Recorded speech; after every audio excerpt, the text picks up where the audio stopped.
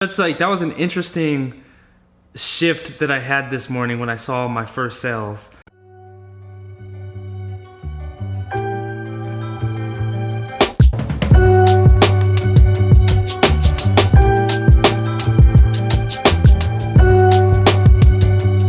Yo, good morning. Happy Thursday. This lens is a little tight right now. Let me zoom it out a little bit. Do you like the lens? I was looking last night.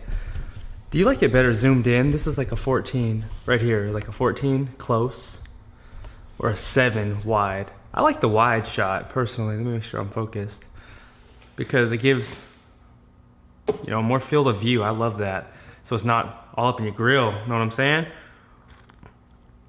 Got a little coffee right here, a little bulletproof. I like to call it Thornton proof coffee, baby. This stuff is fire, man. I make it with, you know, the same thing. So that MCT oil, that butter, that grass-fed, unsalted butter, I should say. And then I put cinnamon and honey in it. Makes it really good. I like the combo. But I like green tea actually more than I like coffee. I'm a green tea drinker. I usually have like at least 10 cups a day of green tea. But it's weird. Every time I drink green tea in the morning by itself, when I don't eat, my stomach just hurts and I feel sick. Like I'm about to throw up. So that was odd. So when I drink green tea, I have to eat something and then drink the green tea, or else my stomach just gets torn up for whatever reason. I've noticed that since Albuquerque. I never really paid attention to it, but I started taking like, you know, more awareness of my body when that stuff happened, just seeing what causes those triggers, especially when like drinking like fluids. But today's been a fantastic morning. Went and knocked out yoga at 6. That went great. The basis that we did today was more back bending. So went into that pose where you do a wheel, where you put your hands and then you just sort of wheel your body where you're sort of humped like that. Like that's a bad example, but you just humped over like a wheel, half of a wheel. So it was more like the focusing on the back bending exercises, which was really fun. And then I got back home and I checked my Facebook ads. And they're doing better this morning. I see the relevancy score went down. It went down, well, my men demographic was at an 8 2 days ago, and now it dropped down to a 4. And my women went from, it was at a 6, and now that's down to a 4 as well. But then I checked my emails, and I got my first sales on there this week, or last night. I got 4 sales total. And it's weird, once you finally lock in your first sales, your mindset sort of shifts, or at least mine did. It's where it's not so much about the money that you're getting from the course. Now, to me, it shifted to like, how can I serve my students the best in that course? And it sounds funny, like my students, but how can I serve them the best so they can get the most out of this course? And if there's anything that I left out or missed in the course or didn't cover, I want that feedback from them so I can provide them that knowledge or the materials or whatever they need so they can be successful in their journey. And in this case, their vlogging journey. So it's like, that was an interesting shift that I had this morning when I saw my first sales. That was pretty cool actually, but I'm super excited and super thankful for that, man. That's the start of massive things to come. I mean, hiring Carter was the best investment. I've said it several times before. And just seeing that come through and sort of come to fruition is incredible, man. So that's one of the first things, man. So this one course launched, and continue to update it and give some more material in there, like bonus material, bonus sheets and stuff like that. There's a whole lot of stuff that I'm doing with that course as I continue to update it. I passed out a little bit earlier, took a little nap, and I'm not the type of person who sleeps during the day or takes naps during the day, because once I'm up, I'm up. But for some reason today, it hit me. It got me good, but I feel really good. I feel nice and energized.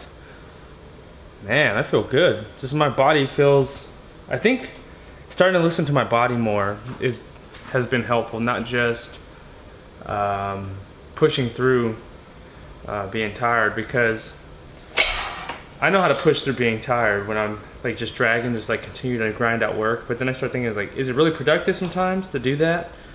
I'm not sure it is. But that's what it's a hard thing for me to adjust, and because I've been doing it pretty much my entire life, is just pushing through those walls even when you're tired or whatever happens, and then just like grinding, so to speak. But yeah, something something I've been used to, but I need to start getting better at. You know, just if I'm feeling tired, just taper back, separate from a moment for a little bit, and get back on it again with more energy, because I think it'll be more productive to have, you know, full energy going into stuff. And Thursdays are usually my rest day from the gym anyway, so I go do the yoga for recovery, and then Friday I'm back at it hardcore again. And I've slowly been adding in the bodybuilding element side of everything. So how I'm gonna split it up is the morning will be like the bodybuilding movements, just because it takes less time for me to recover from bodybuilding than it does. Well, my intensity is always high. Well, it was higher back then, but now it's a little bit lower, but I'm gonna start increasing that intensity of the bodybuilding stuff in the morning, and then the afternoon I do CrossFit, because I found out when I do cardio or any like high intensity stuff or high intensity movement workouts, if I do them early in the day before I do bodybuilding, the bodybuilding workout really suffers. I don't have a lot of strength, I don't have a lot of energy, I can't push as much weight. And when I do it reverse, where I do the bodybuilding in the morning and then the high intensity at the later in the day, I feel great. My body still moves efficiently and effectively. I can move weight in CrossFit and doing all those movements just the same as I would do if I didn't do a bodybuilding workout. So that's something I've started noticing. But for the rest of the night, I'm gonna be creating some more content and ads for Facebook for that vlogger course, and seeing how they perform, and I'll have those launched by the morning. So I'm gonna do I think I'm just gonna go all video route. I think that's probably the best option as far as just seeing how everything works. So creating more of those and just working on the targeting. I've had a lot of good feedback on it so far from what I'm seeing. Just continue to adjust it some more and just see what other results I can get, and learn each and every day on what's exactly happening with ads, or is it getting in front of the people that it can benefit the most. So that's what I'm gonna be doing for the rest of the night.